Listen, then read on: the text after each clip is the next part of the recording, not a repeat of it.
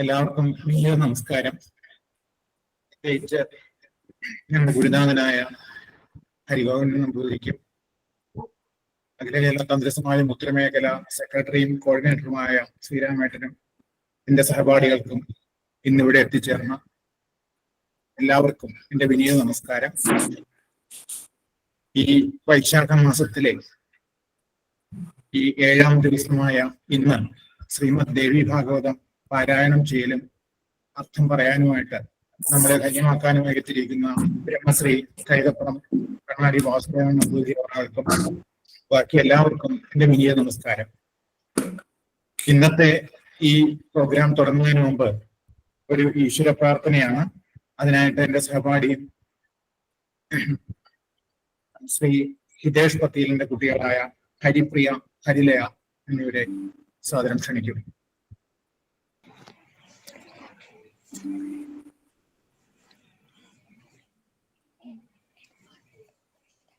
നാരായണം നമസ്കൃത്യ നരം ചൈവ നരോത്തമം ദേവീം സരസ്വതീം വ്യാസം തതോ ജയമുദീരയേത്. വളരെ സന്തോഷം. അടുത്തതായി ഇന്നത്തെ പ്രഭാഷകനായ ബ്രഹ്മശ്രീ കൈതപ്പുറം വാസുദേവൻ നമ്പൂതിരി അവരെ സ്വാഗതം ചെയ്യുന്നതിനും പരിചയപ്പെടുത്തുന്നതിനുമായി എന്റെ സഹപാഠിയായ ശ്രീ ശ്രീജിത്ത് പുല്ലൂർ അവരെ ക്ഷണിക്കും.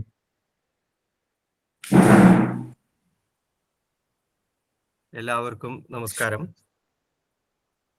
ഈ പുണ്യ വൈശാഖ മാസാചരണത്തിന്റെ ഭാഗമായിട്ട് അഖില കേരള തന്ത്രസമാജം ഉത്തരമേഖലാ ഘടകവും പിന്നെ താന്ത്രിക വൈദിക പഠന ഗവേഷണ കേന്ദ്രവും അന്തർജനസഭ പൂജാപഠനം ഗ്രൂപ്പുകൾ മറ്റ് അനുബന്ധ ഘടകങ്ങൾ എല്ലാവരും കൂടി സംയുക്തമായി നടത്തുന്ന ഈ ദേവി ഭാഗവതം പ്രഭാഷണ പരമ്പരയിലേക്ക് എല്ലാവർക്കും സ്വാഗതം ആശംസിക്കുന്നു.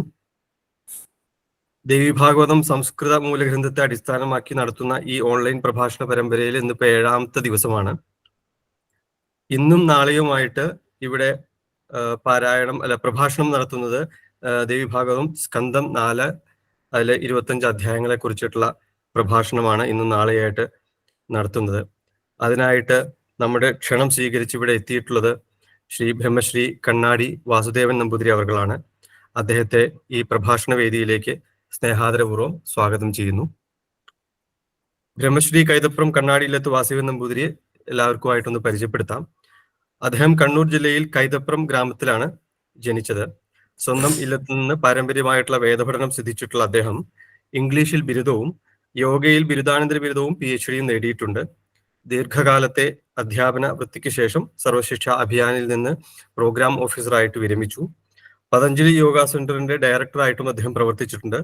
അദ്ദേഹം യോഗയെക്കുറിച്ച് നിരവധി പുസ്തകങ്ങൾ എഴുതിയിട്ടുണ്ട്. കൂടാതെ നിരവധി ആധ്യാത്മിക പുസ്തകങ്ങളും പിന്നെ ചില ബാലസാഹിത്യ പുസ്തകങ്ങളും അദ്ദേഹത്തിൻ്റെതായിട്ട് രചിച്ചിട്ടുണ്ട്. ഒരു സംസ്കൃത പണ്ഡിതൻ കൂടിയായ ശ്രീ വാസുദേവൻ നമ്പൂതിരി ആധ്യാത്മിക കലാ സാംസ്കാരിക സാമൂഹ്യ രംഗത്ത് വളരെ സജീവമാണ്. പ്രത്യേകിച്ചും യോഗയുമായി ബന്ധപ്പെട്ടുള്ള ക്ലാസുകൾ, ഗവേഷണം, മറ്റു പ്രവർത്തനങ്ങൾ എന്നിവയിൽ അദ്ദേഹം സജീവ സാന്നിധ്യമാണ്. ശ്രീ കൈതപ്പുറം കണ്ണാടി വാസുദേവൻ നമ്പൂതിരിയെ ഒരിക്കൽ കൂടി സ്നേഹാദരപൂർവ്വം ഇന്നത്തെ പ്രഭാഷണത്തിനായിട്ട് സ്വാഗതം ചെയ്യുന്നു. നമസ്കാരം.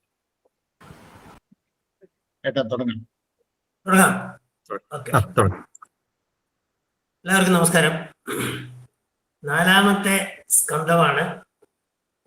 ഈ സ്കന്ധം മൊത്തം നോക്കിയാല് ശ്രീകൃഷ്ണന്റെ കഥയായിട്ട് ബന്ധപ്പെട്ടതാണ് ഈ സ്കന്ധം. നമുക്ക് ആദ്യം മുതൽക്കേ അറിയാം, മിക്കവാറും കഥകള് എല്ലാ പുരാണങ്ങളിലും ആവർത്തിച്ച് വരുന്നുണ്ട്. ഭാഗവതത്തില് ഇത് കുറച്ച് വിശദമായിട്ട് വരുന്നു. ഇതില് അതിൻ്റെ ചില വിശദാംശങ്ങൾ വരും, ചിലത് അങ്ങനെയൊക്കെ. എന്തുകൊണ്ട് ശാപം കിട്ടി, അങ്ങനെയുള്ള കാര്യങ്ങളൊക്കെയാണ് ഇതിൽ വരാൻ പോകുന്നത്. പലതും നമുക്ക് പുതിയതുമാണ്. അപ്പൊ ഇവിടെ തുടങ്ങുന്നത് ജനമേജയൻ, അതായത് പരീക്ഷത്തിന്റെ മകൻ.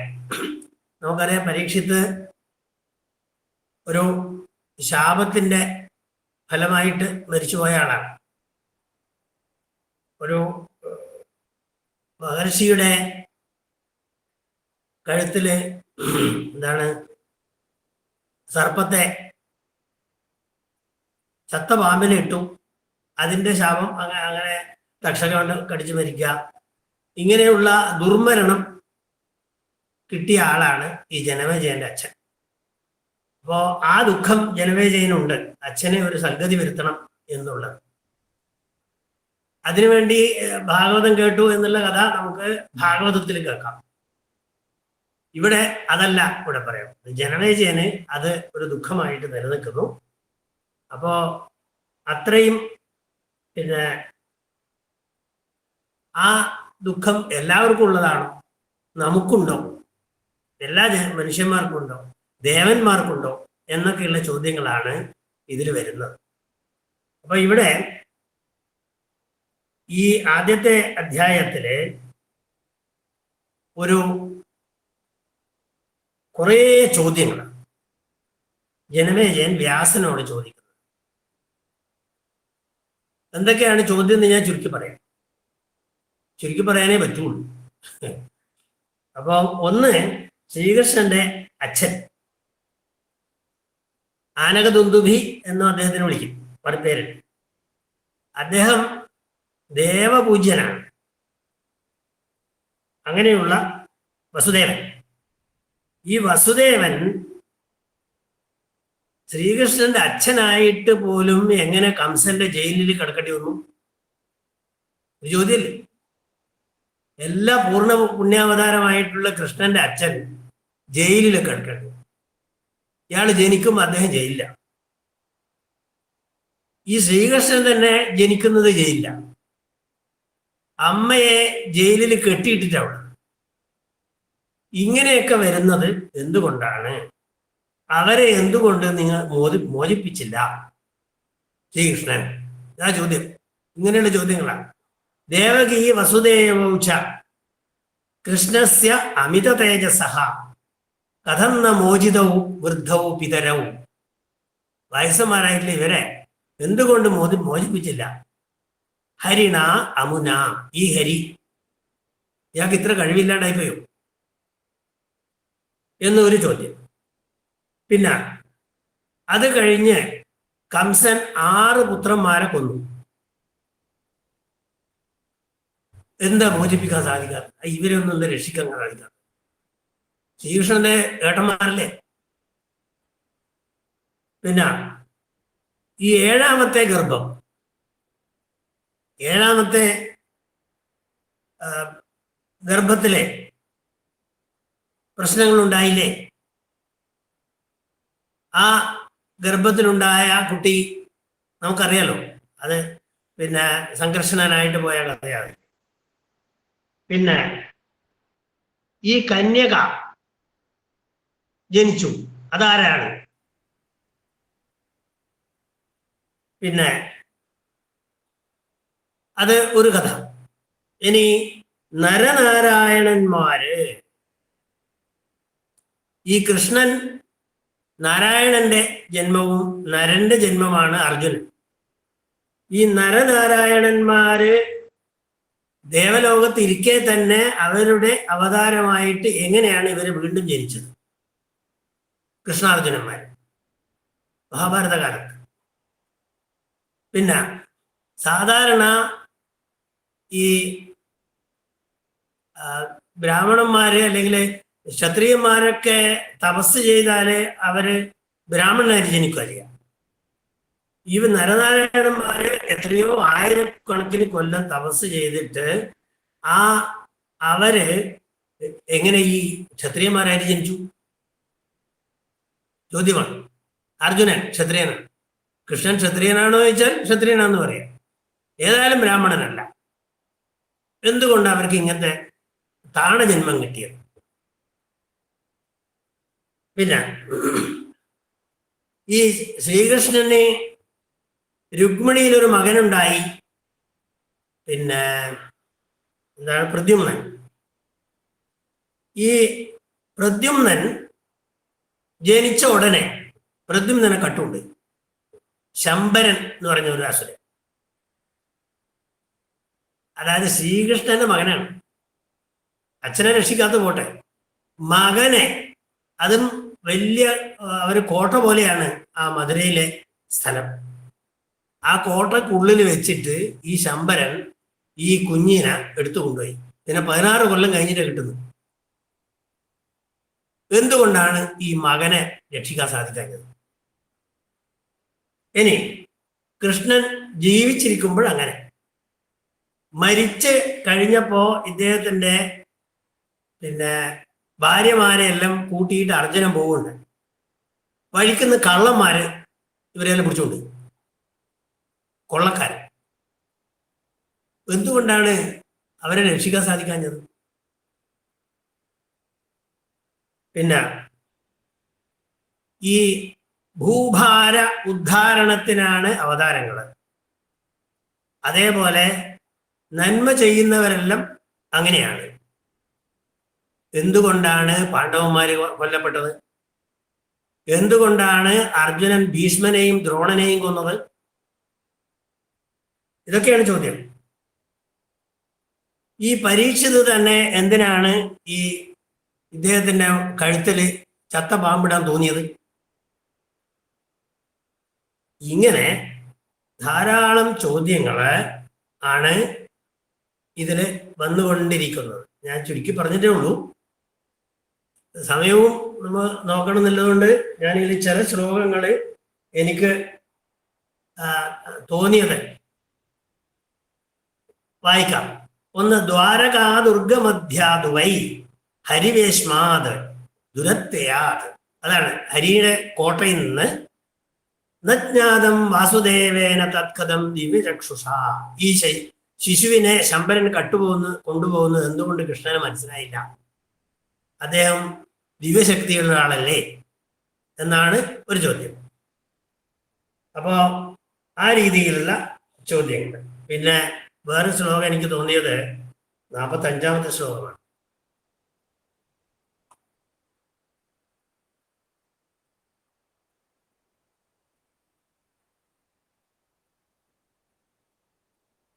വിച്ഛിന്നസ്തു ത്വയാ വംശോ രക്ഷിതോ മനുസത്തമാ സമുപ്പാദ്യ സുധാനാശോ ഗോളകാൻ ശത്രുനാശനാ. വ്യാസനോടൊരു നേരിട്ടുള്ള ചോദ്യമാണ്. അതായത് ആ ഭരതവംശം മുഴുവന് കുറ്റിയറ്റുപോയി, ഭർത്താവ് മരിച്ചു, വിധവയാണ്, ഭീഷ്മന് കല്യാണം കഴിക്കാനും പറ്റില്ല. അപ്പോ നീയല്ലേ ഈ വിധവയിൽ കുട്ടികളെ ഉണ്ടാക്കിയിട്ട് ആ വംശത്തെ നിലനിർത്തിയത്? വ്യാസന്റെ കുട്ടികളാണല്ലേ ഇവരെല്ലാം. എന്തുകൊണ്ട് എന്നാണ് ചോദ്യം.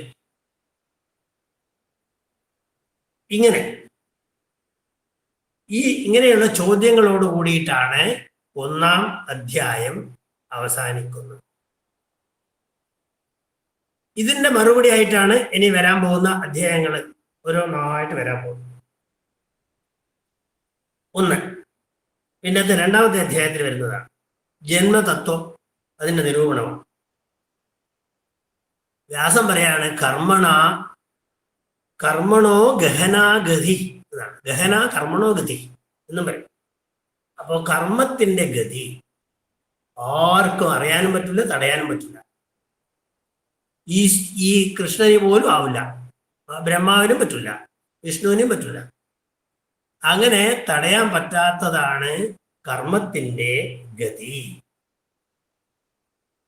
അപ്പം ഇതിലെ കർമ്മങ്ങൾ എങ്ങനെയാണ്? ശുഭകർമ്മങ്ങളുണ്ട്, അശുഭകർമ്മങ്ങളുണ്ട്, മിശ്രകർമ്മങ്ങളുണ്ട്. 3 തരം കർമ്മങ്ങളാണ്. അതേപോലെ സഞ്ചിത കർമ്മമുണ്ട്, ആഗാമി കർമ്മമുണ്ട്, പ്രാരബ്ധ കർമ്മമുണ്ട്. 3 തരം.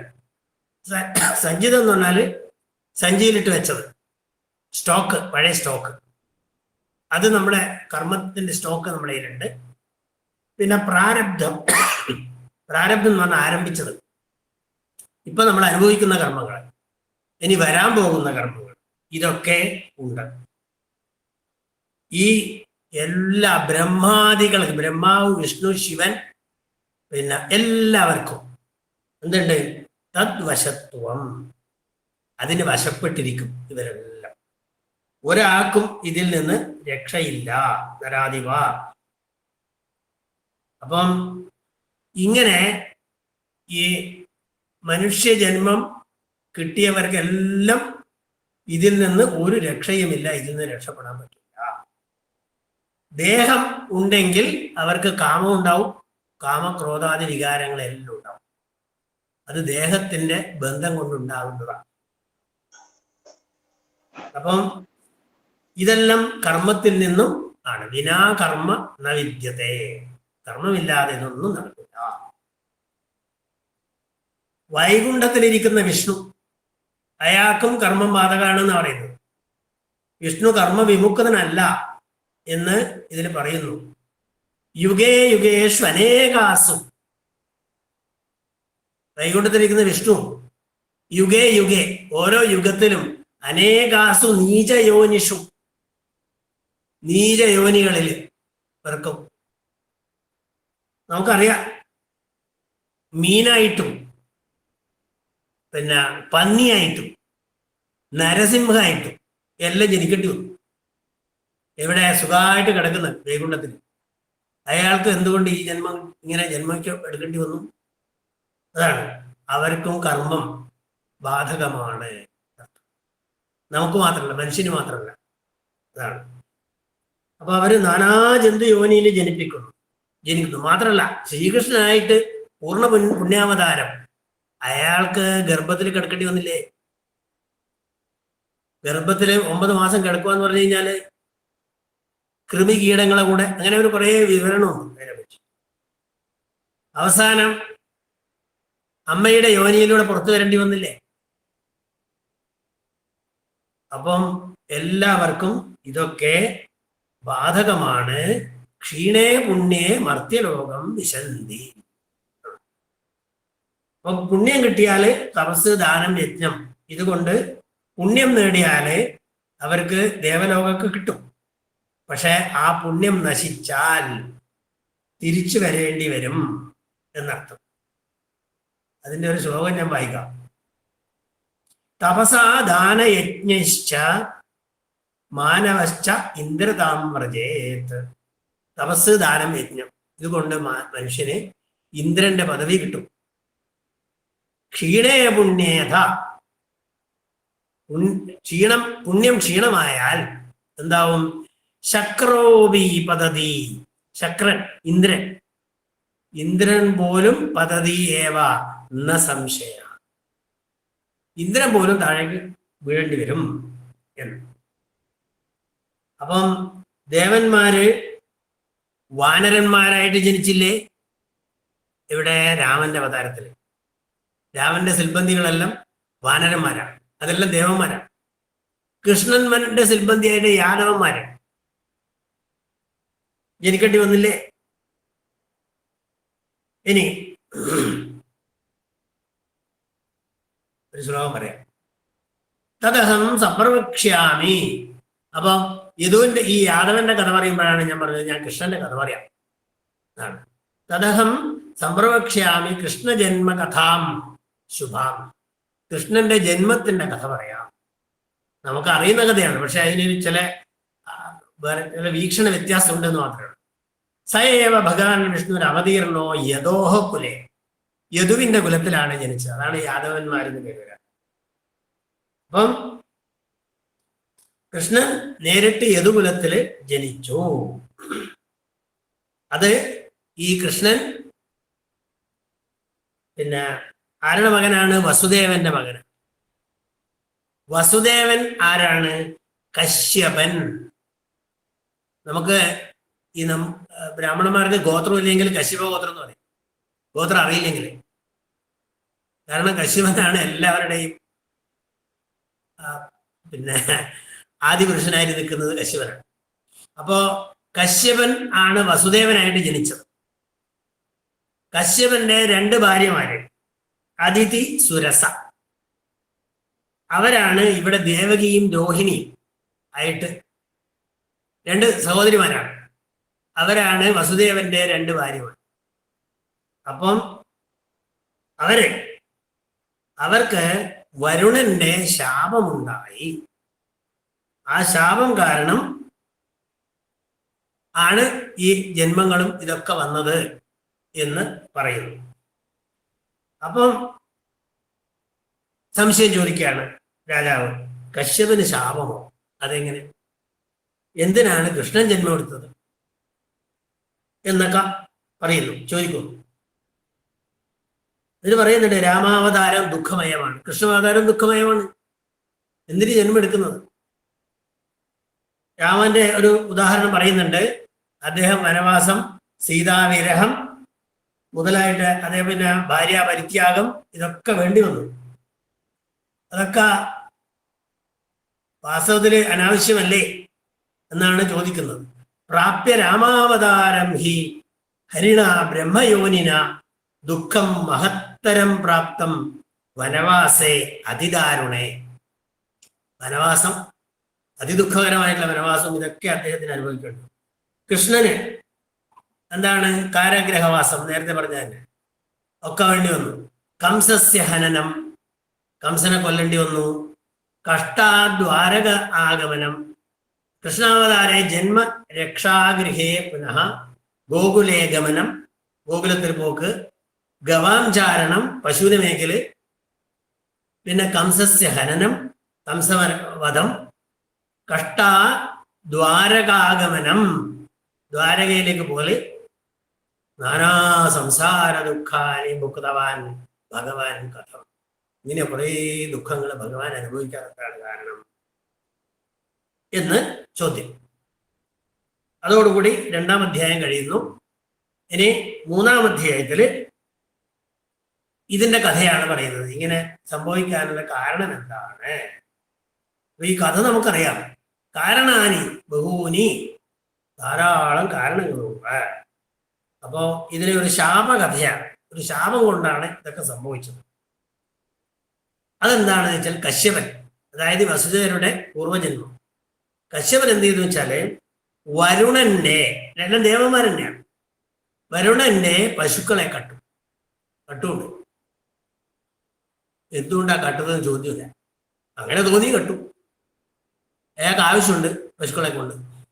അപ്പൊ ആരുടെയാണെന്ന് നോക്കിയില്ല, വരുണന്റെ പശുവിനെ അങ്ങനെ തെളിച്ചു കൊണ്ടുപോയി. അപ്പം തിരിച്ചു ചോദിച്ചപ്പോൾ കൊടുത്തതുമില്ല, എനിക്ക് ആവശ്യമുണ്ട്, തരാൻ പറ്റില്ല. അപ്പം വരുണൻ ശപിച്ചു. എന്താണ്? നീ പശുവിനെ മേക്കുന്നവനായി തീരട്ടെ, ജനിക്കും എന്ന്. നിനക്ക് 2 ഭാര്യമാരുണ്ടാവും, അവർക്ക് ബുദ്ധിമുട്ടുകളും ഉണ്ടാവും. ഈ പശുക്കളെല്ലാം കുട്ടികളില്ലാണ്ട് കേഴുകയാണ്. ഈ പശുവിനെ പിടിച്ചുകൊണ്ട് വരും, പശുക്കുട്ടികളെ പിടിച്ചുകൊണ്ടില്ല. അപ്പോ അതുപോലെ അതിഥിക്ക് ജനിച്ച കുട്ടികളും മരിക്കും. അവൾ കുട്ടികളില്ലാത്ത ദുഃഖം അനുഭവിക്കും. അവിടെ കുട്ടി മരിച്ച മാതാവായി തീരും അവിടെ. പിന്നെ കാരാഗ്രഹത്തിലെ ദുഃഖവും ശമിച്ചു വരുണൻ. അപ്പം ഈ വരുണൻ എന്നിട്ട് ബ്രഹ്മാവിനോട് കംപ്ലൈന്റ് പറഞ്ഞു, പരാതി. എന്താ പരാതി? ഇങ്ങനെ ഇത്രയും വലിയ മഹർഷിയായിട്ടുള്ള കശ്യപൻ എൻ്റെ പശുക്കളെ കട്ടുകൊണ്ടുപോയി ചോദിച്ചിട്ട് തിരിച്ചു തരുന്നുമില്ല, ഞാൻ ഇങ്ങനെയൊക്കെ അയാൾ ശപിക്കുകയും ചെയ്തു. ബ്രഹ്മാവ് കശ്യപനെ വിളിച്ചു വരുത്തി, എന്താ നീ അങ്ങനെ ചെയ്തത്? അവ പറഞ്ഞു, എനിക്ക് അങ്ങനെ തോന്നി, വാസ്തവത്തിൽ ഇത് വിഡ്ഢിത്തമാണ്. എനിക്ക് അതിനോടൊരു ലോഭം, ഒരു ആഗ്രഹം തോന്നിപ്പോയി. തെറ്റാണ്, എന്നാലും തോന്നിപ്പോയി, ഞാനും കട്ടു പിടിച്ചുകൊണ്ടുപോയി. അപ്പോ ബ്രഹ്മാവിന് പിന്നെ ഒരു വഴിയൊന്നുമില്ല. തെറ്റ് ചെയ്താലും ശിക്ഷിക്കണം, ഇയാളുടെ സ്നേഹമൊക്കെ ഉണ്ട്, എന്നാലും ശിക്ഷിക്കാൻ നിവർത്തിയില്ല. നീ എന്താണ്, ഭൂമിയിൽ ജനിക്കട്ടെ എന്ന് ശപിച്ചു. ബ്രഹ്മാവും അദ്ദേഹത്തിന്റെ ആ ശാപത്തിനൊരു സപ്പോർട്ട് ചെയ്തു. പിന്നെ അതിഥിയുടെ പെങ്ങൾ ആയിട്ടുള്ള ദിതി ഉണ്ട്. അതിഥിയും ദിതിയും അങ്ങനെയാണ്. അതിഥിയുടെ മക്കളൊക്കെ ദേവന്മാർ, ആദിത്യന്മാർ. ദിതിയുടെ മക്കളൊക്കെ ദൈത്യന്മാർ, അസുരന്മാർ. അങ്ങനെ ഈ ദിതിയും ഇയാളെ ശപിച്ചു കശ്യപൻ. അപ്പം ദിതി ശപിച്ചതാൽ ഒരു ശ്ലോകം വായിക്കാൻ പറ്റുമോ? സംസാരേ ബലവാൻ ശത്രു ലോഭോ മധ്യോ വരസ്സദാ കശ്യപോ വി ദുരാചാര കൃതസ്നേഹി ദുരാത്മന. അപ്പം അങ്ങനെയുള്ള അത് ആ സന്ദർഭമല്ല, അത് ബ്രഹ്മാവ് പറയുന്നത്. അപ്പൊ അങ്ങനെ ശപിച്ചു. അപ്പം ദിതിയും അതിഥിയും കശ്യപപുത്രന്മാർ തന്നെയാണ്. അപ്പൊ എന്തുകൊണ്ടാണ് ദിതി ശപിച്ചത് എന്നായി ചോദ്യം. ദിതിന്റെ ശാപവും കിട്ടിയിട്ടുണ്ട് എന്ന് പറഞ്ഞിട്ടുണ്ട്. ദിതി എങ്ങനെയാണ് ശപിച്ചത്, എന്താ ശപിക്കാൻ കാരണം എന്ന് ചോദിച്ചു.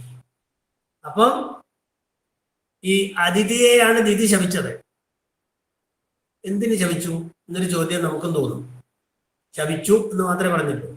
ശപിച്ചപ്പോ അതിന്റെ കാരണം എന്താണെന്ന് രാജാവ് ചോദിക്കുകയാണ്. അപ്പൊ പറഞ്ഞു, ഇവ കശ്യപന്മാർ 2 പത്നിമാരാണ്, അതിഥിയും ദിതിയും. ആ അതിഥി ഒരു ദിവസം കശ്യപനോട് പറഞ്ഞു, എനിക്ക് പ്രഗത്ഭനായിട്ടൊരു മകൻ ഉണ്ടാവും. ആയിക്കോട്ടെ എന്ന് പറഞ്ഞ് അനുഗ്രഹിച്ചു. ഗർഭവതിയായി. ആ ഗർഭത്തിൽ തന്നെ അവൾക്ക് തേജസ്സുണ്ടായി. ജനിച്ചതാണ് ഇന്ദ്രൻ. അതിഥിയുടെ ആദ്യത്തെ പുത്രൻ ഇന്ദ്രനാണ്, ദേവേന്ദ്രൻ. അപ്പം ഈ ദേവേന്ദ്രന്റെ തേജസ്സും ഇതും കണ്ടിട്ട് ദിതിക്ക് അസൂയായി, പെങ്ങളാണ്.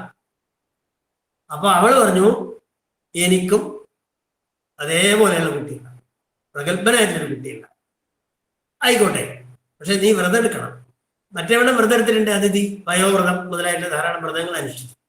നീയും അതുപോലെ വ്രതം എടുത്തോളൂ, നിനക്കും അതേപോലെ നല്ലൊരു കുട്ടി. ആയിക്കോട്ടെ. അവിടെ ശക്തമായിട്ട് വ്രതം അനുഷ്ഠിച്ചു. അപ്പം ഈ അതിഥിക്ക് മനസ്സിലായി ഇവർക്ക് നല്ലൊരു കുട്ടി ഉണ്ടാവാൻ പോകും. ഈ കുട്ടി ഇന്ദ്രന്റെ ശത്രുവുമായിരിക്കും. ദൈത്യനല്ലേ, അസുരനല്ലേ. അതുകൊണ്ട് ഇവൾക്ക് അങ്ങനെയുള്ള കുട്ടി ഉണ്ടായിക്കൂടാ എന്ന് അതിഥിക്ക് തോന്നി. അതാ പറഞ്ഞത്, ദേവന്മാർക്കും ദേവപത്നിമാർക്കും ഒക്കെ അസൂയയും ഇതൊക്കെ എല്ലാവർക്കും ഉള്ളതാണ്. അപ്പോ അതിഥി എന്ത് ചെയ്തു വെച്ചാൽ ദേവേന്ദ്രനെ വിളിച്ചു കൊടുത്തു. ശ്രദ്ധിക്കണം, നിന്റെ ശത്രുവാണ് വരാൻ പോകുന്നത്. അതുകൊണ്ട് ഇവരുടെ ഈ തപസ്, വ്രതം ഏതെങ്കിലും തരത്തിൽ മുടക്കണം. അതിന് ഒരു പരിഹാരം കാണണം. അങ്ങനെ ദേവേന്ദ്രൻ എന്ത് ചെയ്തു, നേരെ അമ്മയുടെ അനിയത്തിയാണ് ഇളയമ്മയുടെ അടുത്ത് വന്ന് അവളെ ശുശ്രൂഷിക്കണം. അവനെ കാലെല്ലാം തടയി കൊടുത്തു. അങ്ങനെ വളരെ ശുശ്രൂഷ അനുഭവിച്ചപ്പോ അവളും അത് ആസ്വദിച്ചുകൊണ്ടിരുന്നു. ഒരു ദിവസം ഇവൻ കാലെല്ലാം തടയിക്കൊണ്ടിരുന്നു. ഇവൾ ഉറങ്ങിപ്പോയി. പകല് ഈ പകൽ ഉറങ്ങുന്നത് അത്ര വ്രതഭംഗമാണ് ഒരു തരത്തില്. ഈ വ്രതഭംഗം, പകലുറക്കം വന്നപ്പോ ഇന്ദ്രൻ ഇവൾ അറിയാതെ ഇവളുടെ ഗർഭത്തിൽ കയറിയിട്ട് ആ കുട്ടിയെ 7 കഷ്ണമായിട്ട് കുത്തി നോക്കി മുറിച്ചു. ഗർഭത്തിൽ തന്നെ. അത് കരയുമ്പോ നീ അധികം ശബ്ദം ഉണ്ടാക്കലടാ. ആ 7 മുറി 7 എണ്ണത്തിന് വീണ്ടും 7 മുറിച്ചു. 49 കഷ്ണാക്കി വെച്ചു. പക്ഷെ അത് മരിച്ചില്ല. ആ തപസ്സിന്റെ ശക്തി കൊണ്ട്. അവരാണ് മരുത്തുക്കൾ. 49 49 മരുത്തുക്കൾ. അപ്പം ഈ കാരണമായിട്ടാണ് ദിതി അതിഥിയെ ശപിച്ചത്. എന്താണ്? പുത്രനാശം, കാരാഗ്രഹവാസം, ഇത് രണ്ടും ശപിച്ചു. അതിഥിയാണ് പിന്നീട് ദേവകിയായിട്ട് ജനിച്ചത്, വസുദേവന്റെ പുത്രിയായിട്ട്, അതായത് ശ്രീകൃഷ്ണന്റെ അമ്മയായിട്ട്. ഇതെല്ലാം കണ്ടിട്ട് ദിതി കശ്യപനോട് കംപ്ലൈന്റ് പറഞ്ഞു. അപ്പൊ പറഞ്ഞു, സാരമില്ല, നിന്റെ മക്കളും നല്ല ശക്തരാകും, 49 മക്കളാവും, അവരും ശക്തരായിരിക്കും, നീ അങ്ങനെ പരിഭ്രമിക്കൊന്നും വേണ്ട എന്ന് പറഞ്ഞ് സമാധാനിപ്പിക്കുന്ന അതാണ് 3-ാം അധ്യായം. ഇനി 4-ാം അധ്യായം. 4-ാം അധ്യായത്തില് ഇതെല്ലാം ശാപവും മോക്ഷവും തന്നെയാണ്. മൊത്തം ഈ ലോകത്തിന് ചില ശാപങ്ങൾ കിട്ടിയിട്ടുണ്ട്, അത് നമുക്ക് കിട്ടിയിട്ടുണ്ട് അതിന്റെ ഭാഗമായി. അതാണ് ഇവിടെ ഈ ജനമേജയൻ ചോദിക്കുകയാണ്, കശ്യപൻ, ഇന്ദ്രൻ, അർജുനൻ, നമുക്കറിയാലോ മഹാഭാരതത്തിന്റെ ഒരു വഴിയാണ്. അപ്പോ അർജുനന്റെ വംശത്തിൽപ്പെടുന്നതാണല്ലോ, അവസാനത്തെ കണ്ണിയാണല്ലോ ഇയാള്, ഈ ജനമേജയൻ. അപ്പം എൻ്റെ പിതാമഹന്മാര് ഇവരൊക്കെ, കശ്യപനും ഇന്ദ്രനും അർജുനനും ഒക്കെ, അവര് പോലും അധർമ്മികളല്ലേ? നേരത്തെ ചോദിച്ച ചോദ്യമാണ്. അർജുനൻ ആരെയല്ല കൊന്നത്? ഭീഷ്മനെ കൊന്നില്ലേ? ദ്രോണനെ കൊന്നില്ലേ? ഇങ്ങനെ ധാരാളം കഥകൾ. കശ്യപന്റെ കഥ ഇപ്പം പറഞ്ഞു. ഇന്ദ്രൻ എന്തെല്ലാം ചെയ്ത് ഒപ്പിച്ചത് എന്ന് പറഞ്ഞു. ഇവരൊക്കെ അധർമ്മമല്ലേ ചെയ്തത്? അപ്പൊ പിന്നെ എങ്ങനെയാണ് മറ്റുള്ളവർ നന്നാവുക? ഈ വലിയ ആൾക്കാർ എന്ന് പറയുന്നവര് ഇങ്ങനെയാണെങ്കിൽ ബാക്കിയുള്ളവരുടെ കഥ എന്തായിരിക്കും? അതാണ് ചോദ്യം.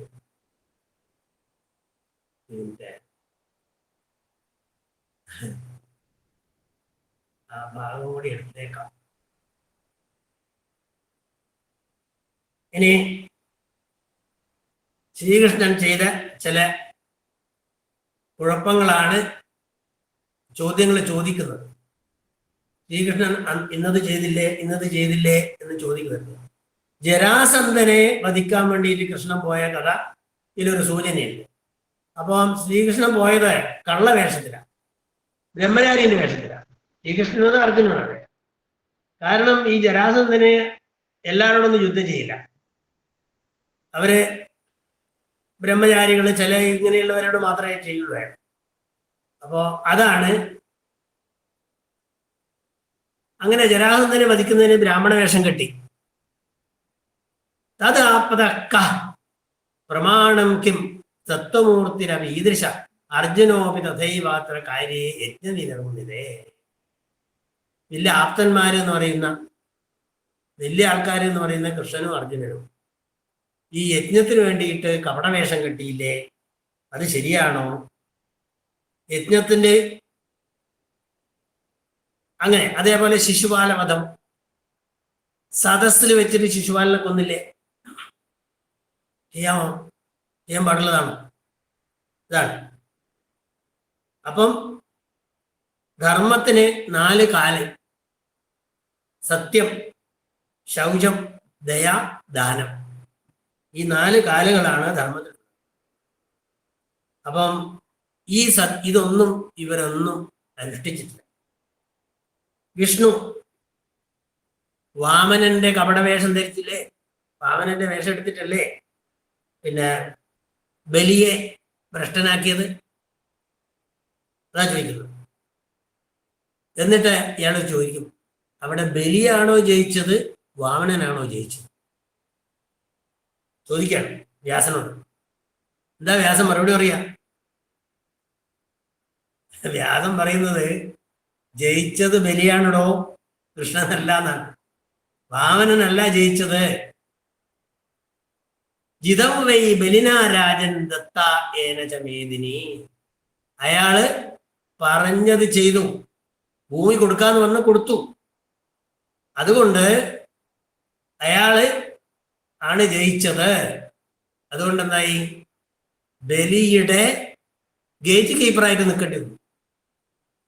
ബലിയുടെ ഗേറ്റ് കീപ്പറാണ് വാമനൻ. അപ്പം അത്ര സുഖമുള്ള കഥയല്ല. ദ്വാരപാലകനാവേണ്ടി വന്നു. എന്നാൽ ആരെയും വിശ്വസിച്ചൂടെ എന്ന് ചോദിച്ചാല് ചില ആളെ വിശ്വസിക്കാം. അവരാരാണ്?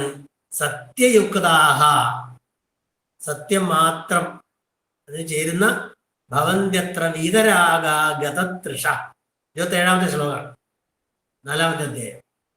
സത്യയുക്തന്മാര്, വീതരാഗന്മാര്, അതായത് ഒന്നിനോട് ആസക്തിയില്ലാത്ത ദൃഷ്ടാന്ത ദർശനാർത്ഥായ നിർമ്മിതാസ്തേ ചതാദശ, അവരൊക്കെയാണ് നമുക്കൊരു ദൃഷ്ടാന്തമായിട്ട് നമ്മൾ കാണേണ്ടത് എന്ന് അർത്ഥം.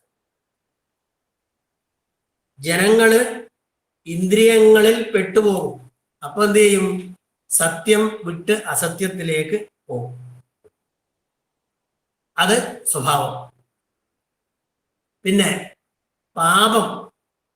പാപത്തിൽ നിന്ന് അഹങ്കാരം, അഹങ്കാരത്തിൽ നിന്ന് മോഹം. എന്താ മോഹം എന്ന് പറഞ്ഞാല്? വെറുതെ മോഹിക്കുവാൻ മോഹം എന്ന് പറഞ്ഞ മോഹമല്ല. മോഹം എന്ന് പറഞ്ഞാൽ ബോധക്കേട് എന്നർത്ഥം. മോഹാലസ്യം, അതായത് നമ്മുടെ സ്വബുദ്ധി നഷ്ടപ്പെടുക, അതാണ് മോഹം. അപ്പം പാപത്തിൽ നിന്ന് അഹങ്കാരം ഉണ്ടാവും, അതിൽ നിന്ന് മോഹം ഉണ്ടാവും. ഈ മോഹത്തിൽ നിന്ന് അവൻ മരിക്കും. മരിക്കും എന്ന് പറഞ്ഞാൽ ശരീരം മരിച്ചു എന്നല്ല, അവന്റെ വ്യക്തിത്വം നഷ്ടപ്പെടും. ഈ അഹങ്കാരം വന്നാല് ദാനാദികൾ പോലും വ്യർത്ഥമാവും. അഹങ്കാരം വിചാരിച്ച് ദാനം ചെയ്യും. ഞാൻ വലിയ ആളാണ് എന്ന് പറഞ്ഞ് ദാനം ചെയ്തിട്ടും കാര്യമില്ല എന്നാണ്. അപ്പം മനസ്സ് നിർമ്മലമാകണം, എന്നാൽ മാത്രമേ ചെയ്തതിന് ഫലമുണ്ടാവും. അതാണ് നല്ല ഫലം കിട്ടണമെങ്കിൽ അതാണ് മനഃശുദ്ധി വളരെ വളരെ പ്രധാനമാണ്. നമുക്കറിയാം, ദേവനും അസുരനും കശ്യപപുത്രന്മാരാണ്. അപ്പം അതിലെ സത്വഗുണമുള്ളവരാണ് ദേവന്മാർ, രജ ഗുണമുള്ളവർ മനുഷ്യർ, തമസ് തിര്യക്കുകളും മറ്റു ജന്തുക്കളും. ഇങ്ങനെയാണ് അവരുടെ ജന്മകഥ. അഹങ്കാരത്തിൽ നിന്നാണ് ഈ ജഗത്ത് മുഴുവനും എല്ലാവരും, ദേവന്മാരും മനുഷ്യരും തിര്യക്കുകളൊക്കെ അടിസ്ഥാനമായിട്ടുള്ളത് അഹങ്കാരമാണ്. അതുകൊണ്ട് ഈ ജഗത്തില് എന്തുണ്ടാവും? രാഗദ്വേഷം. അവരുടെ രാഗദ്വേഷം മാത്രമല്ല, മറ്റ് ദോഷങ്ങൾ, രാഗദ്വേഷങ്ങൾ അവരെ ജനിക്കുമെന്നുണ്ട് എന്നവിടെ പറഞ്ഞു വെച്ചതോടുകൂടി 4-ാം അധ്യായം കഴിയുന്നു. ഇനി 5-ാം അധ്യായം, നേരത്തെ പറഞ്ഞ നരനാരായണന്മാരുടെ കഥ. അതാണ് 5-ാമത്തെ അധ്യായത്തിലത്തെ പ്രതിപാദ്യം. നരനാരായണന്മാര് നേരത്തെ പറഞ്ഞിട്ടുണ്ട്. അവര് എങ്ങനെയാണ് നരനാരായണന്മാരുടെ ജന്മമല്ലേ കൃഷ്ണനും അർജുനനും എന്നൊക്കെ ഒരു ചോദ്യം നേരത്തെ ചോദിച്ചിട്ടുണ്ട്. അപ്പോ ആ നരനാരായണന്മാരുടെ കഥ പിന്നെ പറഞ്ഞു തരണം എന്ന് ചോദ്യമാണ്. അപ്പം ദേവന്മാര് പോലും ദേവാഹ ശീർഷാശ്ച സദ്രോഹാഹ ഛലകർമ്മരതാഹ സദാ മാനുഷാണാം തിരശ്ചാഞ്ച കാ വാർത്ത നിർഭഗണ്യതേ. ദേവന്മാരും പോലും ഈ ദ്രോഹം ചെയ്യുന്നവരും പിന്നെ അസൂയുള്ളവരും ആണെങ്കിൽ മറ്റുള്ളവരുടെ കഥ എന്താണ് എന്ന് ഒരു ചോദ്യമാണ് ഇവിടെ തുടങ്ങുന്നത്. അതില് 3 തരം ആൾക്കാര് ഈ ഓരോ യുഗത്തിലും ഉണ്ടാവും. സാധു, അസാധു, മധ്യമം. 3 തരം. സാധുക്കൾ എന്ന് പറഞ്ഞാൽ വലിയ നല്ല ആൾക്കാർ. അവര് കൂടുതൽ നിറഞ്ഞാൽ സത്യയുഗം. അസാധു ദുഷ്ടന്മാരെ നിറഞ്ഞാല് കലിയുഗം. മറ്റുള്ളവര് മധ്യമ കൂട്ടിക്കലർന്നവരാണെങ്കിൽ മറ്റു 2 യുഗങ്ങൾ. ഇങ്ങനെ ഉണ്ടാവുന്നതാണ്. ഇങ്ങനെ പറഞ്ഞതിന് ശേഷം ഇതിനെല്ലാം പ്രമാണമായിട്ട് ദ്രോഹപരേ ദ്രോഹപരോ ഭവേദിതി സമാനത അദ്രോഹിണി തഥാശാന്തേ വിദ്വേഷ കരദാസ്തുത.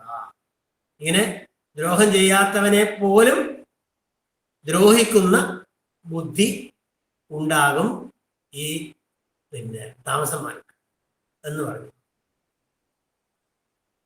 ഈ ശാന്തനായി ജപാദികളിൽ മുഴുകിയ താമസന്റെ തപസ്സിന് ദേവേന്ദ്രൻ അങ്ങേയറ്റം വിഘ്നം വരുത്തും എന്നൊക്കെ കൂട്ടത്തിൽ പറയുന്നുണ്ട്.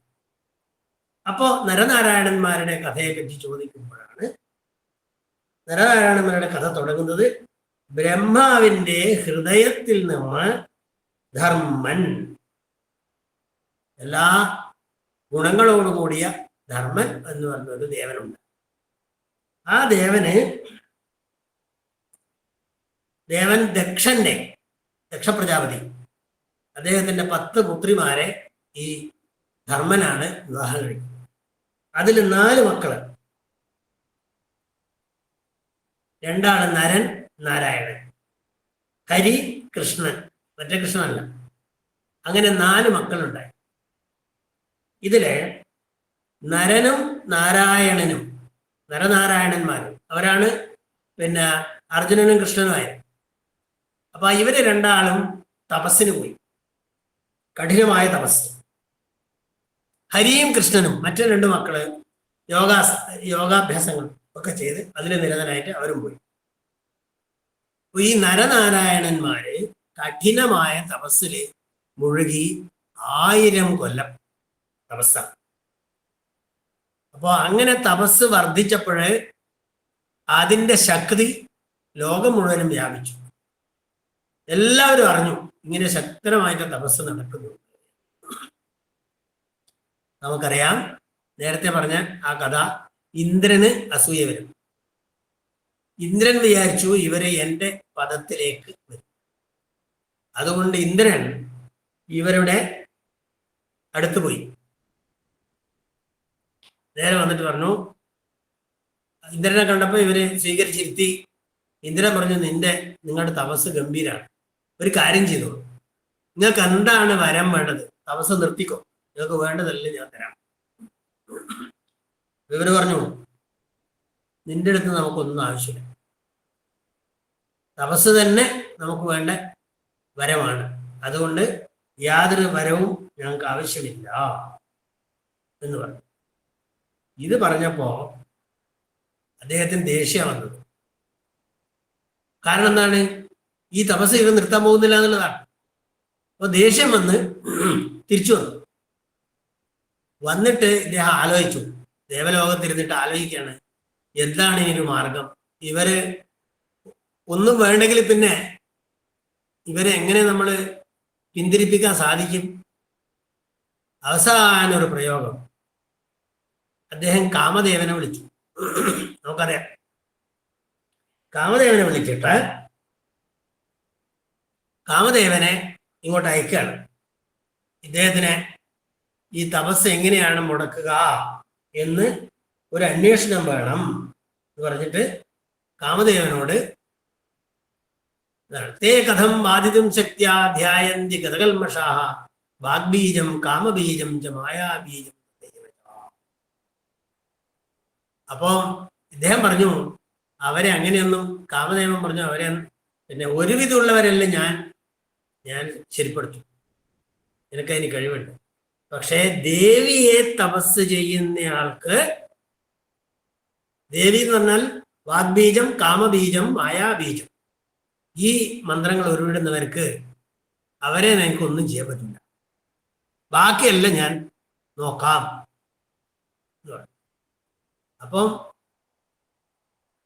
ഇയാള് കാമദേവൻ പറഞ്ഞു, പിന്നെ ഒരു കാര്യം ചെയ്യാം, ഞാൻ വേറെ എല്ലാം പരീക്ഷിച്ച് നോക്കാം എന്ന് പറഞ്ഞിട്ട് പലതരം മായകളെ കാട്ടി, പല ജന്തുക്കളെ അയച്ചു.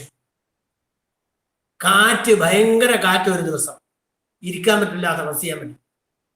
അത് ഇവരെടുത്തെടുത്തുമ്പോഴേക്ക് കാറ്റില്ലാണ്ടായി. അഗ്നി, ഇങ്ങനെ പ്രകൃതി ശക്തികളെയൊക്കെ ഉപയോഗിച്ചിട്ടും തീർക്കാൻ പറ്റാത്തത് കൊണ്ട് വീണ്ടും മന്മഥനെ വിളിച്ചിട്ട് പറഞ്ഞു, വേറെ ഒരു രക്ഷയില്ല, നീ പോയിട്ട് ഇവരെ പരിശ്രമിക്കുക തന്നെ വേണം. അപ്പം ചിത്തം കാമാതുരം കാര്യം, അവരുടെ മനസ്സിനെ കാമാതുരമാക്കണം. എന്നിട്ട് മോഹയിത്വ ഉച്ചാടയിത്വ വിശിഹൈ താടയാശു, അവരെ കാമബാണങ്ങളെ കൊണ്ട് തടസ്സപ്പെടുത്തണം എന്ന് പറഞ്ഞു. ആയിക്കോട്ടെ, വേറെ വഴിയൊന്നുമില്ല കാമന്. അങ്ങനെ കാമൻ അദ്ദേഹത്തിന്റെ ധാരാളം സേനകളുണ്ട്, എത്രയോ ആയിരക്കണക്കിന് സുന്ദരിമാരായിട്ടുള്ള സ്ത്രീകളും അതേപോലെ വസന്തം പോലെയായിട്ടുള്ള ഋതുക്കള്, അങ്ങനെ എല്ലാവരെയും കൂട്ടിയിട്ട് ഇയാളുടെ തപസ് മുടക്കാൻ വേണ്ടിയിട്ട് പോകുന്നതാണ് ഈ 5-ാം അധ്യായത്തിന്റെ അവസാനം. നമുക്ക് 25 അധ്യായം ഉണ്ട്. അപ്പൊ കുറച്ച് സമയം അധികം എടുക്കാന്ന് പറഞ്ഞിട്ടുണ്ട് ഇവര്. അതുകൊണ്ട് ചിലപ്പോ 10 മിനിറ്റ് കൂടി അധികം എടുക്കാൻ നോക്കാം നമുക്ക്. വലുതാക്കാൻ യൂട്യൂബിലോട്ട് നിങ്ങൾ കാണണമെന്ന് ചോദിച്ചോണ്ട് ഞാൻ അക്സെപ്റ്റ് ചെയ്തു. ആരോ ഓൺ ചെയ്ത് വെച്ചു. ഓക്കെ, ഇനി അടുത്ത അധ്യായം 6-ാം അധ്യായം.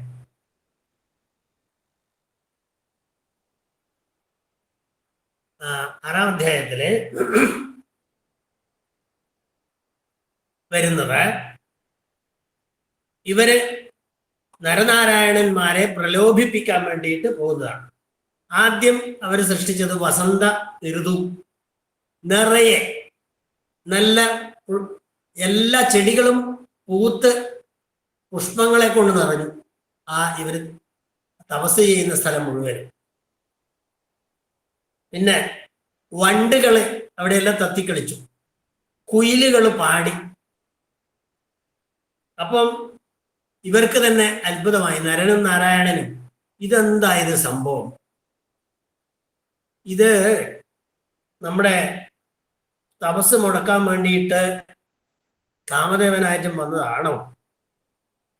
16,050 കാമപ്പട സ്ത്രീകളും ഇവരൊക്കെ ആയിട്ട് ഡാൻസ് കളിക്കാനും അങ്ങനെ എല്ലാ തരത്തിലുള്ള പടയുമായിട്ടാണ് പോയിട്ടുള്ളത്.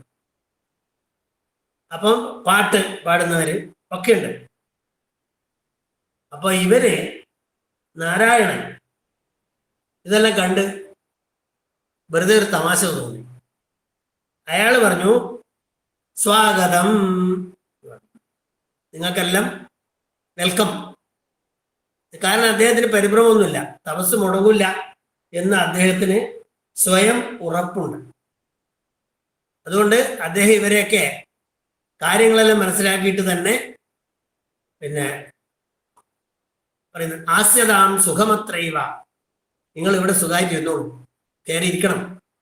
കരോമ്യ ആതിഥ്യമത്ഭുതം, നിങ്ങൾക്ക് നല്ലൊരു ട്രീറ്റ് തരാം. എന്താ വേണ്ടതെന്ന് പറഞ്ഞാൽ, ഭവന്തി അതിഥി ധർമ്മേണ പ്രാപ്ത സ്വർഗാത് സുമന്തി, നിങ്ങൾ സ്വർഗത്തിൽ വരുന്നല്ലേ, അതിനേക്കാളും നല്ല ആതിഥ്യം, ട്രീറ്റ് നിങ്ങൾക്ക് തരാം എന്ന് ഈ നാരായണൻ പറയുകയാണ്.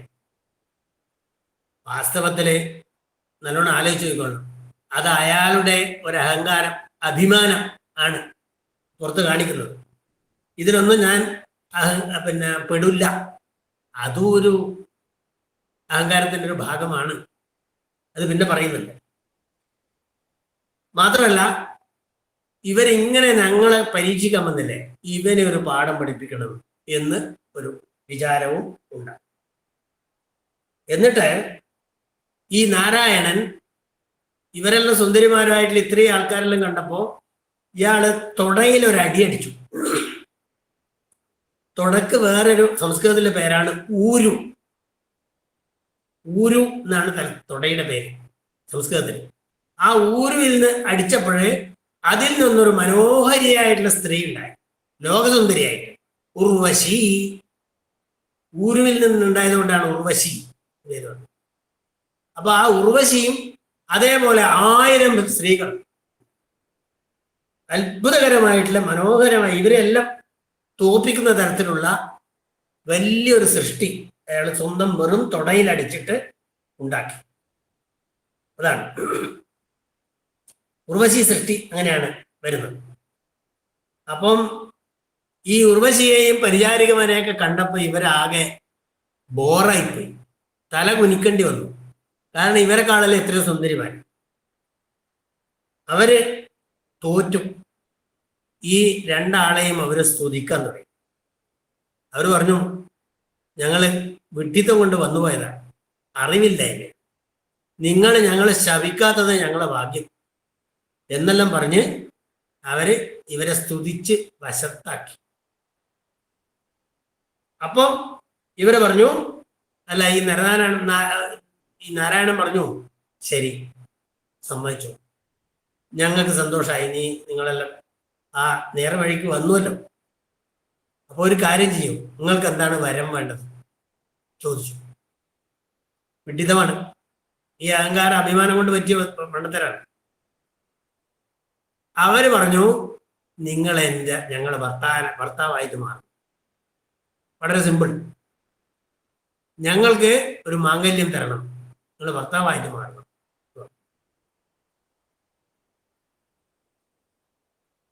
ഇവർ പറഞ്ഞു അത് മാത്രം നടക്കില്ല, കാരണം ഞങ്ങള് ഈ തപസ്സിൽ മുഴുകിയവരാണ്, അതുകൊണ്ട് അത് നടക്കുന്ന കാര്യമല്ല. നിങ്ങളൊരു കാര്യം ചെയ്തോളൂ, ഇവളെയും കൂട്ടിയിട്ട് പോയിക്കോളൂ, ഞങ്ങൾ ശപിക്കുന്നൊന്നുമില്ല.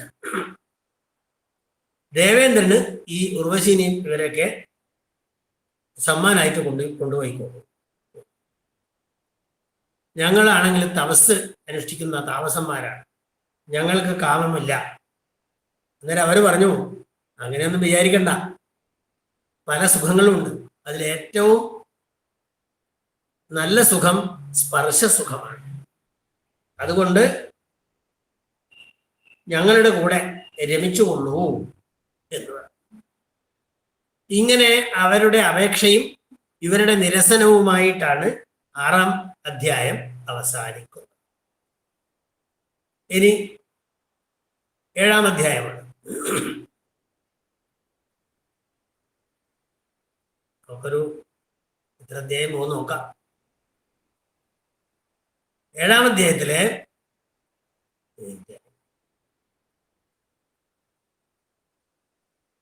ഞാൻ കുറച്ച് ഓടിക്കുന്നുണ്ട്. നാരായണൻ ഇവരെല്ലാം പോയപ്പോ, ഇവരെ പോയതല്ല, ഇവരെ ഇങ്ങനെയൊരു സന്ദർഭത്തിൽ നിൽക്കുമ്പോൾ നാരായണൻ നരനോട് പറയാണ്, നമ്മൾ വിഡ്ഢിത്തായിപ്പോയി ചെയ്തത്, എൻ്റെ തപസ് കുറെ പോയി. കാരണം ഉർവശിനെ സൃഷ്ടിച്ചു, ഇതൊന്നും വെറുതെ ആവില്ല, തപസ്സിന്റെ ശക്തി കൊണ്ടാണ് ഉണ്ടാവുന്നത്. അപ്പോൾ തപസ് നഷ്ടപ്പെട്ടു, മിണ്ടാണ്ടിരുന്നാ മതിയല്ലേ, വിഡ്ഢിത്തായിപ്പോയി പറഞ്ഞു. ഞാൻ ഭർത്താവണം എന്നവരെ ആവശ്യപ്പെടുന്നു. ഞാൻ ഉണ്ടാക്കിയ വലയിൽ ഞാൻ തന്നെ പെടുന്നു, ചിലന്തിയെ പോലെ, അങ്ങനെ തന്നെ പറയുന്നുണ്ട്. പിന്നെ ഒന്ന് ചെയ്യാവുന്നത് ഭയങ്കര ദേഷ്യപ്പെടാം ഇവരോട്, എന്നിട്ട് ഇവരെ ഉപേക്ഷിക്കാം, ഓടിക്കോടുന്നു. നിങ്ങൾ എന്നെ പറ്റിക്കാൻ വേണ്ടി വന്നതല്ലേ എന്ന് പറഞ്ഞാൽ ദേഷ്യപ്പെടാം. അവർ എന്നിട്ട് എന്നെ ശപിച്ചിട്ട്, ചിലപ്പോൾ അവർ ശപിച്ചിട്ട് പോയിക്കോട്ടെ. അപ്പോ അനുജ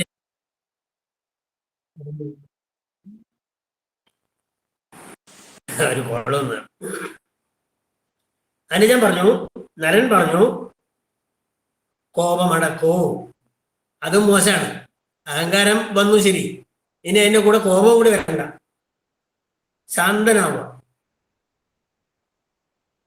നമുക്ക് ഓർമ്മയുണ്ടല്ലോ, പണ്ട് നമുക്ക് ദേഷ്യം വന്നിട്ടാണ് പ്രഹ്ലാദനോട് 1000 കൊല്ലം യുദ്ധം ചെയ്യേണ്ടത്. എനിക്ക് ഓർമ്മയുണ്ടോ അത്? ചോദിച്ചു. അപ്പം ഇതിനിടയിൽ പറയുന്നതാണ് ഈ പ്രഹ്ലാദനായിട്ടുള്ള യുദ്ധം. അപ്പം പറഞ്ഞു അതെന്ത് യുദ്ധമാണ് എന്ന് മറ്റേയാൾ ചോദിക്കുക, ജനമേജയ. പ്രഹ്ലാദനോട് യുദ്ധം, പിന്നെ ഇരുമ്പ്, സ്വർണം മുതലായിട്ടുള്ള ചങ്ങല, അത് നമ്മളെ പിടിച്ച് കെട്ടിയിട്ടാലേ അതിന്റെ പൂട്ട് അഴിച്ചിട്ട് നമുക്ക് എടുക്കാം. പക്ഷെ അഹങ്കാരം എന്ന് പറയുന്ന ചങ്ങല നമുക്ക് ഒരിക്കലും അതിൽ നിന്ന് രക്ഷയില്ല, അത് നമ്മൾ കെട്ടിയിടുമെന്ന് ചെയ്യും എന്ന് പറയാം. അപ്പോ മുനി പറഞ്ഞു, ദേവന്മാര്, ഋഷിമാര്, മനുഷ്യര് ഒന്നും വ്യത്യാസമില്ല. സ്വർണത്തിന് പിന്നെ വളയായാലും മാലയായാലും സ്വർണ്ണ. അതുപോലെ എല്ലാവരിലും അഹങ്കാരം. മനുഷ്യനാണ് ജനിച്ചോ ഉറപ്പാണ് മരണം, ഈ അഹങ്കാരം. അപ്പൊ അതുകൊണ്ട് അഹങ്കാരം വസ്ത്രത്തിലെ പോലെയാണെന്നാണ്, അഹങ്കാരത്തിൽ നിന്നാണ് വസ്ത്രം ഉണ്ടാകുന്നത്. അപ്പം അങ്ങനെ ബ്രഹ്മ, വിഷ്ണു, മഹേശ്വരൻ അവർക്കും അഹങ്കാരം. അഹങ്കാരം മാത്രമല്ല, കാമം, ക്രോധം, മോഹം, ലോഭം, മാത്സര്യം എല്ലാം ഇവർക്കെല്ലാം ഉണ്ട്. അപ്പൊ അതിൽ നിന്ന് യാതൊരു മോചനവുമില്ല. അപ്പോ ഈ രാജാവ് പറഞ്ഞു, ശരിയാണ്, എൻ്റെ അച്ഛനും മറ്റേ ശമീകൻ എന്ന് പറഞ്ഞ മുനി, അവന്റെ കഴുത്തിൽ ചത്തപാമ്പിനെ ഇടേണ്ടി വന്നില്ലേ എൻ്റെ അച്ഛനും. അപ്പം അത് സാധാരണയാണ്. അതേ നിൽക്കട്ടെ, ഈ നരനാരായണന്മാരുടെ യുദ്ധം എന്ന് പറഞ്ഞല്ലോ, അതെന്താണ്? അതൊന്ന് പറയും എന്ന് പറഞ്ഞു. ആ ചോദ്യത്തോടു കൂടിയിട്ട് 7-ാം അധ്യായം അവസാനിക്കുന്നു. സ്വാഭാവികമായിട്ടും നരനാരായണന്മാരുടെ യുദ്ധമാണ് അടുത്തതിൽ വരുക എന്നുള്ളത് ഉറപ്പാണ്. അപ്പോൾ അത് 8-ാം അധ്യായം. 8-ാം അധ്യായത്തില് ഈ അച്ഛനെ രക്ഷിക്കാൻ, അതായത് പരീക്ഷത്തിനെ ദുർമരണത്തിൽ നിന്ന്, അതിൻ്റെ പാപത്തിൽ നിന്ന് രക്ഷിക്കാൻ എന്ത് ചെയ്യണം എന്നുള്ള ഒരു ചോദ്യത്തോടു കൂടിയാണ് ഇത് വരുന്നത്. ഞാൻ പുത്രനാണല്ലോ. എന്താണ് പുത്രൻ എന്ന് പറഞ്ഞാൽ? ഇവിടെയാണ് നമുക്കറിയാം പുത്രൻ എന്നുള്ളതിന്റെ ഒരു ഡെഫിനിഷൻ. പുന്നാമതരകാദ്യസ്മാത്രായതേ പിതരം സ്വകം. പും എന്ന് പറയുന്ന ഒരു നരകമുണ്ട്. ആ നരകത്തിൽ നിന്ന് രക്ഷിക്കുന്ന ആള്, അയാളെ മാത്രമേ പുത്രൻ എന്ന് പറയാൻ പറ്റൂ എന്നാണ്. പുത്രേതി നാമ സാർത്ഥം സ്യാത് തേന തസ്യ മുനീശ്വരാഹ. 4-ാമത്തെ ശ്ലോകമാണ് 8-ാമത്തെ അധ്യായത്തില്. പുംനാമ നരകത്തിൽ നിന്ന് രക്ഷിക്കുന്ന ആളെയാണ് പുത്രൻ എന്ന് പറയുന്നത്. അപ്പം എനിക്ക് ശരിക്കുള്ള പുത്രനായിട്ട് ഉണ്ടാവണം, എനിക്ക് ശരിക്കുള്ള പുത്രനാവണം. അതുകൊണ്ട് അച്ഛനെ അങ്ങനെ രക്ഷിക്കണം എന്ന് ഞാനിങ്ങനെ വിചാരിച്ചുകൊണ്ടിരിക്കുമ്പോഴാണ് നിങ്ങൾ നരനാരായണൻ പറ്റി ചോദിച്ചത്. അതുകൊണ്ട് ആ കഥ പറയൂ. ആ കഥയിലേക്കാണ് ഇനിയത്തെ പോക്ക്.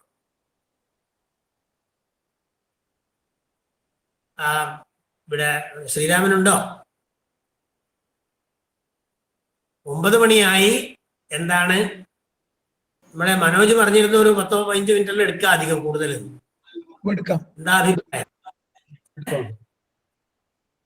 ഓക്കെ, അപ്പൊ 2-3 അധ്യായം കൂടി നമുക്ക് മുന്നോട്ട് പോവാം. ഇവിടെ നരനാരായണന്മാരെ കഥ കുറച്ച് സ്പീഡിൽ പോവാം നമുക്ക്, ഇല്ലെങ്കിൽ ഇത് 2 ദിവസം കൊണ്ട് തീരില്ല. ഹിരണ്യകശിപു നമുക്കറിയാം. ഹിരണ്യകശിപു വധിക്കപ്പെട്ടപ്പോൾ മകൻ, ഹിരണ്യകശിപുവിന്റെ മകനാണ് പ്രഹ്ലാദൻ രാജാവായി. അപ്പൊ പ്രഹ്ലാദൻ നമുക്കറിയാം ദേവന്മാരുടെ കൂട്ടത്തിൽ പെടുന്ന ഒരാളാണ്, അത്രയും സാത്വികനാണ്. അതുകൊണ്ട് ഹിരണ്യകശിപുവിനെ പോലെയുള്ള ഭരണമല്ല, സൽഭരണമാണ്. അതുകൊണ്ട് അവിടെ യജ്ഞങ്ങളും ദാനങ്ങളും ഒക്കെ നടക്കാൻ തുടങ്ങി. അങ്ങനെ സൽഭരണം, തീർത്ഥയാത്രകൾ ഒക്കെ ആരംഭിച്ചു വീണ്ടും. അങ്ങനെ വന്നപ്പോഴേ ഇദ്ദേഹത്തിനെ പാതാളത്തിന്റെ അധിപതിയായിട്ട് കൂടി വാഴിച്ചു. ആ സമയത്ത് അവിടെ ഒരിക്കലും അതേ സമയത്ത് വേറൊരു കഥയാണ്. ച്യവനൻ എന്ന് പറയുന്ന ഒരു മഹർഷി, അദ്ദേഹം നർമ്മദാ നദിയിൽ തീർത്ഥാസ്ഥാനത്തിന് പോയപ്പോൾ അയാളെ ഒരു പാമ്പ് കടിച്ചു. ഒരു സർപ്പം കാലിന് വിഴുങ്ങാൻ നോക്കി. അപ്പം അദ്ദേഹം മഹാവിഷ്ണുവിനെ ധ്യാനിച്ചു. അതോടുകൂടി സർപ്പത്തിന്റെ ആ ദംശന ശക്തി നഷ്ടപ്പെട്ടു, വിഷശക്തി പോയി. അത് ഇവനെ നേരെ എടുത്തുകൊണ്ടുപോയി രസാതലത്തിൽ താഴെ ഉള്ള ഒരു ലോകത്തിലേക്ക് കൂട്ടിക്കൊണ്ടുപോയി. ഇയാൾ അവിടെ ഇവിടെ ഇങ്ങനെ നടക്കാൻ തുടങ്ങി. നടക്കുമ്പോഴാണ്, അത് പ്രഹ്ലാദന്റെ സ്ഥലമാണല്ലോ, പ്രഹ്ലാദൻ ഇയാളെ കണ്ടു. അപ്പൊ ചോദിച്ചു, നിങ്ങൾ എന്തിനാണ് വന്നത്? ഇന്ദ്രന്റെ ചാരനാണെന്ന് തോന്നുന്നല്ലോ. അല്ല, ഞാനിവിടെ തീർത്ഥസ്ഥാനത്തിന് വന്നതാണ്. അപ്പോ എന്നെ സർപ്പം കടിച്ചു. ഈ കഥയെല്ലാം പറഞ്ഞു. അപ്പോ പ്രഹ്ലാദൻ പറഞ്ഞു, ഓഹോ, തീർത്ഥങ്ങളോ? അതെന്താണ്? ഒരു തീർത്ഥങ്ങൾ വളരെ പ്രധാനപ്പെട്ടതാണ്, എല്ലാവർക്കും നന്മ ചെയ്യുന്നതാണ്. അപ്പൊ ഏതാണ് ഏറ്റവും നല്ല തീർത്ഥം? അപ്പൊ പറഞ്ഞു, നൈമിഷാരണ്യമാണ് ഏറ്റവും നല്ലത്. നൈമിഷാരണ്യത്തിൽ പോകുന്നവർക്ക് വലിയ ഗുണങ്ങൾ ഉണ്ടാവും. മാത്രമല്ല കുറെ മറ്റു തീർത്ഥങ്ങളുടെ പേരും പറയുന്നുണ്ടേല്. പിന്നെ അപ്പം അങ്ങനെ എന്താണ് നൈമിഷം, ചക്രം, പുഷ്കരം മുതലായത്. പ്രഹ്ലാദിന് പിന്നെ വേറെ ആലോചിക്കേണ്ടെന്ന് വന്നില്ല. ഞാനിപ്പം തന്നെ തീർത്ഥാടനത്തിൽ പോവാണ്, നൈമിഷാരണ്യത്തിലേക്ക് ഞാനിപ്പം പോവാണ് എന്ന് പറഞ്ഞിട്ട് പ്രഥമം നൈമിഷാരണ്യം പുണ്യം. അതുകൊണ്ട് അദ്ദേഹം നേരെ നൈമിഷാരണ്യത്തിലേക്ക് പ്രഹ്ലാദൻ പോവുകയും ചെയ്തു. അതോടുകൂടിയാണ് 8-ാം അധ്യായം കഴിയുന്നത്. പിന്നെ ഒരു യുദ്ധകഥയാണ്. പ്രഹ്ലാദൻ അവിടെ ഇങ്ങനെ നടക്കുമ്പോൾ അവിടെ ഒരു വലിയ ആൽവൃക്ഷം കാണുകയാണ്, വടവൃക്ഷം. ആ വടവൃക്ഷത്തിന്റെ ചുവട്ടിലെ കുറെ അമ്പുകൾ നല്ല ലക്ഷണമൊത്ത അമ്പുകൾ താഴെ അതിന് തെറിച്ച് കുത്തിയിട്ട് താഴെ വീണിട്ടുണ്ട്. ഇതെല്ലാം കണ്ടപ്പോൾ അത്ഭുതമായി, ഇതെങ്ങനെയാണ് അമ്പ് വന്ന് ഇത്രയും ശാന്തമായിട്ടുള്ള സ്ഥലത്ത്. അങ്ങനെ അന്വേഷിക്കുമ്പോൾ അവിടെ 2 താപസന്മാര്, തപസ് അനുഷ്ഠിക്കുന്നവര് അവിടെ ഇരിക്കുന്നുണ്ട്. ആ ഇരിക്കുന്നവരുടെ അടുത്ത് അമ്പും വില്ലും ഉണ്ട്. അപ്പൊ തലയിൽ ജടയുമുണ്ട്, കയ്യിൽ അമ്പും വില്ലും ഉണ്ട്. ഇങ്ങനൊരു അത്ഭുതം. ഈ തപസ് ചെയ്യുന്നവർക്ക് യുദ്ധം ചെയ്യാനാവോ? നിങ്ങൾ ആരാണ്? ഞങ്ങളാണ് നരനാരായണന്മാർ, നരനും നാരായണനും. ഞങ്ങളിവിടെ 1000 കൊല്ലായിരം തപസ് ചെയ്യാം. പക്ഷെ ഞങ്ങൾക്ക് യുദ്ധോപം, തപസ് ചെയ്യുന്നവർക്ക് ഏത് ശക്തിയും നേടാൻ സാധിക്കും എന്ന് അവര് പറയുകയാണ്. അപ്പോൾ നിങ്ങൾ യുദ്ധത്തിൽ പങ്കെടുത്തിട്ടുണ്ടോ? ഞങ്ങൾ യുദ്ധത്തിലും തപസ്സിലും 2ലും ഒട്ടും മോശമല്ല. എന്നാ പിന്നെ നമുക്കൊരു നോക്കിയാലോ? അവര് തമ്മിൽ ഭയങ്കരമായിട്ടുള്ള യുദ്ധം, പ്രഹ്ലാദനും നരനാരായണനും 1000 ദിവ്യ സംവത്സരം യുദ്ധം ചെയ്തു എന്ന് പറയുന്നത്. അങ്ങനെ പക്ഷെ പ്രഹ്ലാദൻ സാധാരണ യുദ്ധത്തിൽ ജയിക്കാറേ ഉള്ളൂ, തോൽക്കാറില്ല. കാരണം വിഷ്ണുവിന്റെ അനുഗ്രഹമുണ്ട്. നമുക്കറിയാലോ, പ്രഹ്ലാദ സ്തുതി ഒക്കെ ഭാഗവതത്തിലുണ്ട്. അപ്പോ ഞാൻ എന്താ ജയിക്കാത്തത് എന്ന് വിഷ്ണുവിനോട് ചോദിച്ചു. വിഷ്ണുവിനെ ധ്യാനിച്ചു. എനിക്ക് ജയിക്കാനാവുന്നില്ലല്ലോ, ഞാൻ പരാജയപ്പെട്ടു പോകുന്നല്ലോ, എന്താ കാരണം ചോദിച്ചപ്പോ വിഷ്ണു പറഞ്ഞു, അവര് ഞാൻ തന്നെയാണ്, എൻ്റെ അംശമാണ് നരനാരായണന്മാർ. അതുകൊണ്ട് എന്നെ നിനക്ക് തോൽപ്പിക്കാനാവോ? അതുകൊണ്ട് നീ പരിഭ്രമി, അതുകൊണ്ടാണ് നീ ജയിക്കാത്തത്, അതുകൊണ്ട് നീ മടങ്ങിപ്പോയിക്കോളൂ.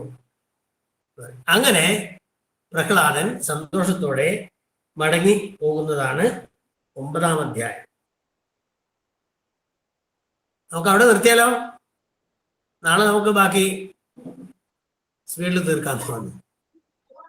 കാരണം അയാൾ വിട്ടുപോയി. കാരണം അതുകൊണ്ട് നമുക്ക് ഇന്ന് അവിടെ നിർത്താം. പിന്നെ എത്രയാണോ 9 അധ്യായം കഴിഞ്ഞു. സാരമില്ല, ചിലതെല്ലാം വെറും പിന്നെ തത്വങ്ങൾ പറയുന്ന അധ്യായങ്ങളാണ്.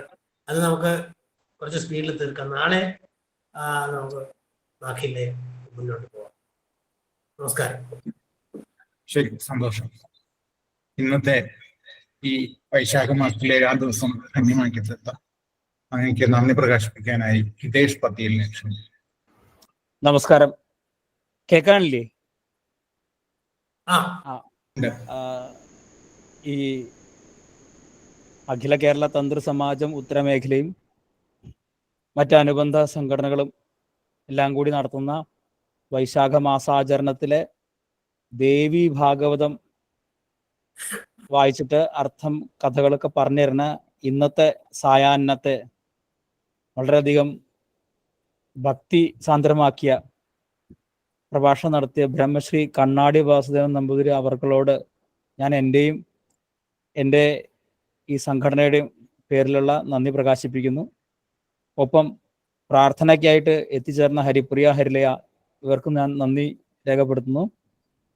എല്ലാവർക്കും സ്വാഗതം പറഞ്ഞ ശ്രീജിത്ത് പുല്ലൂർ കുറ്റാനിക്കാട്, പിന്നെ ഇന്നത്തെ കോർഡിനേറ്റർ ആയിട്ടുള്ള ശ്രീ മനോജ് അവർക്കൊക്കെ എൻ്റെ നന്ദി രേഖപ്പെടുത്തട്ടെ.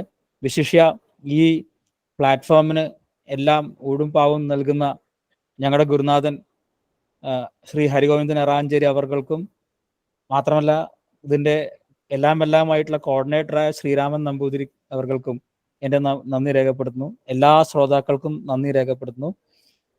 നാളെയും പ്രഭാഷണ പരമ്പര തുടരുന്നുണ്ട്. അപ്പോൾ ഞാൻ കൂടുതൽ പറയാനായിട്ട് മനോജേട്ടനെ ക്ഷണിക്കുന്നു. അതെ, ഇതിന്റെ 8ാം ദിവസമായ നാളെ ബാക്കി അധ്യായങ്ങള് 4ാം സ്കന്ധത്തിലെ ബാക്കി അധ്യായങ്ങളുമായിട്ട് വീണ്ടും കണ്ടുമുട്ടാം. എല്ലാവരും നാളെയും ഉണ്ടാവണമെന്ന് പ്രാർത്ഥിക്കുന്നു. നന്ദി, നമസ്കാരം. എല്ലാവർക്കും നമസ്കാരം. നമസ്കാരം. എല്ലാവർക്കും നമസ്കാരം. ശുഭരാത്രി.